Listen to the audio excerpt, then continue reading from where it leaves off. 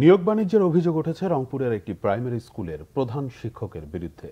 সহকারী শিক্ষকদের শারীরিক ও মানসিকভাবে নির্যাতনও করেন তিনি। ভিডিও ভাইরাল হয়েছে সামাজিক যোগাযোগ মাধ্যমে। অভিযোগ তদন্তে গঠন করা হয়েছে কমিটি। রংপুর থেকে জুয়েল আহমেদের রিপোর্ট। গ্রামের মেঠো পথে কাদা পানি মারিয়ে শহরে পড়তে যাওয়া কোমলমতিদের বাড়ির কাছে শিক্ষার আলো জ্বালিয়েছে ভিআইপি শাহাদত হোসেন সরকারি প্রাথমিক বিদ্যালয়। কিন্তু প্রধান শিক্ষক এরশাদ হোসেনের স্বেচ্ছাচারিতায় নষ্ট হচ্ছে রংপুরের মাহিগঞ্জ খোর্দ রংপুর গ্রামের এ স্কুলের সুনাম।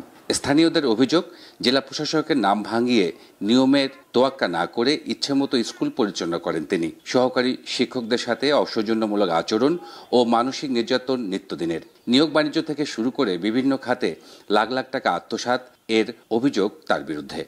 স্কুলের প্রধান শিক্ষক এরশাদ হোসেন স্যার, ওনার হাতে আমি 4.5 লাখ টাকা আমি তার হাতে তুলে দিছি। দেওয়ার পরে সে আমাকে চাকরি দেওয়ার নাম বলে আমার বয়স কম এইটা বলে আমাকে 6 মাস আগে ঘুরাইছে। সম্প্রতি প্রধান শিক্ষকের একটি ভিডিও ভাইরাল হয় সামাজিক যোগাযোগ মাধ্যমে। স্কুল প্রধানের এসব অপকর্মে ক্ষুব্ধ শিক্ষক, অভিভাবক, এলাকাবাসী। আর আমরা এই যে এতগুলো শ্রেণী চালাই, মাত্র 2টা ডাস্টার, মাঝে মধ্যে চকও থাকে না। আর এই যে অফিস কক্ষটা দেখছেন, এখানে আমরা ঢুকতে পারি না। এখানে ঢুকলেই বলে আমরা নাকি চোর। হেডমাস্টার মাস্টারনি ঘরে যেমন বাচ্চারা এসে জড়ো হয়ে যায়, বা আমরা এটা নিয়ে একটা ইয়াও করছি, অভিযোগ দেবো আমরা। হেডমাস্টার পড়াইতো, খুব কম যেত, কিন্তু ম্যাডামদের সাথে ব্যবহার খুব খারাপ করতো, প্রায় ওনার ক্যাচার লাগতো। আমরা চাই স্কুল যেহেতু পরিবর্তন হয়েছে, একটা ভালো হেডমাস্টার আসা প্রয়োজন। যদিও অভিযোগ অস্বীকার করেছেন অভিযুক্ত প্রধান শিক্ষক, আর খতিয়ে দেখে প্রশাসনিক ব্যবস্থা নেওয়ার আশ্বাস দিয়েছেন সংশ্লিষ্টরা।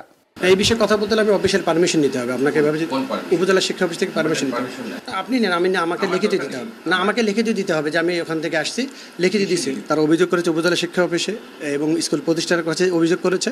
আমরা বলেছি আপনারা প্রমাণ করেন, অভিযোগ তদন্ত করেন, প্রমাণ হলে আমরা প্রমাণ করেন। প্রধান শিক্ষক এই 6ষ্ঠ থেকে 8ম শ্রেণী পর্যন্ত চালানোর সুযোগ নেই। ডিপিওকে তদন্ত করে রিপোর্ট পাঠানোর জন্য টেলিফোনিক নির্দেশ দিয়েছি এবং আমি পরবর্তী যদি কোনো ল্যাক পাই অবশ্যই প্রশাসনিক ব্যবস্থা নেওয়া হবে। 2008 সালে স্থাপিত প্রাথমিক বিদ্যালয়টি 2013 সালে সরকারিকরণ করা হয়। পাঠদান চলে 8ম শ্রেণী পর্যন্ত। জুয়েল আহমেদ, বাংলা ভিশন, রংপুর।